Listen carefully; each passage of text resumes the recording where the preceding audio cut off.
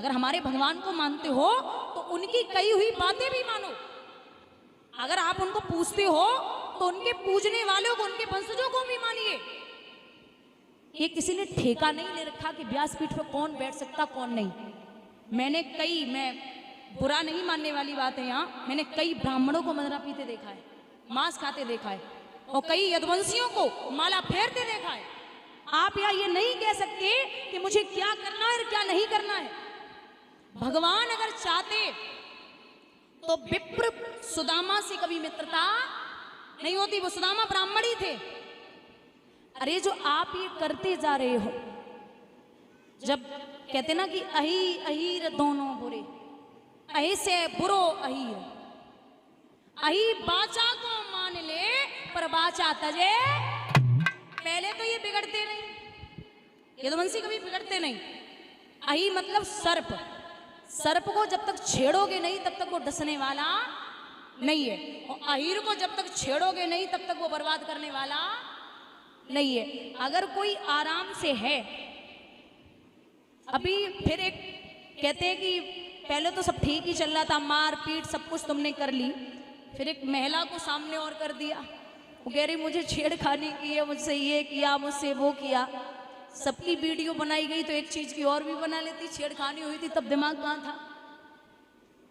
ये कायर होते हैं जो महिलाओं को सामने करते हैं। डट के सामना कीजिए। अगर कोई भी चीज है, किसी भी चीज को आप लेके बैठे हो, और मैं हमेशा समझाती हूं कि किसी भी जाति का हो, आप एकत्रित रहना सीखिए। जब तक एकजुट नहीं हो तब तक आप बर्बादी की सीढ़ी पर ही हो, चाहे वो किसी भी जाति का हो। मैं हर जाति में जाती हूँ, मुझे किसी से भेदभाव नहीं है, और मुझे सब प्रेम करते, मैं सबको लाड़ दुलार करती हूँ, मैं सबको प्रेम देती हूँ। मेरा जो भाई है, मेरे जो पिता तुल्य है, मेरा सबसे स्नेह है, मुझे सब स्नेह देते, मुझे अपनी सब बेटी मानते हैं। मैं झांसी राजस्थान, अभी पिछली भागवत हुई थी उदी मोड़, हर से ज्यादा ब्राह्मण ही आते हैं।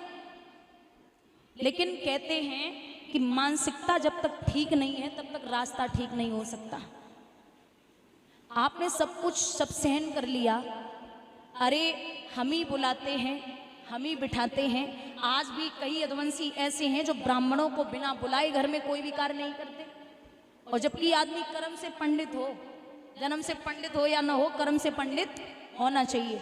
आज के टाइम पे यादव ही शादी विवाह पढ़ रहे हैं, यादव ही जहाँ जैसे कोई खत्म हो जाए, शरीर छोड़ जाए, तो यादव ही हमारे साथ में रहते हैं। देवेंद्र भैया जी, उनका कार्य है, वो हर कार्य को करना जानते हैं। और मैं चैलेंज करती हूँ, मैं हमेशा कहती हूँ कि 10 ब्राह्मण या 20 ब्राह्मण एक तरफ और हमारा वो भाई एक तरफ। मैं हमेशा कहती हूँ बस बुद्धि का खेल है, दिमाग का खेल है, मानसिकता का खेल है। अगर मानसिकता ठीक नहीं है तो आप किसी काम के नहीं है। बोलिए गोविंद भगवान की। मैं कुछ ज़्यादा बोलती भी नहीं हूँ और मुझे बुराई से लेना देना भी नहीं है। बस आप इतना याद रखिए कि कभी कभी लगता है कि हम सब जब एक हैं, आपको यहाँ बांटने की जरूरत नहीं है। पहले हम सब हिंदू हैं, और हिंदू में आप जातियां देख रहे हैं, जाति एक ही है, वो है मानव जाति।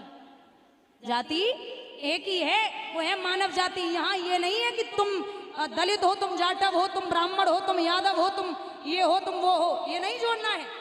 यहाँ एकजुट रहना है। एकजुट रहोगे तो सब कुछ ठीक चलेगा। एकजुट नहीं हो तो फिर तो सोच ही सकते हो क्या होगा।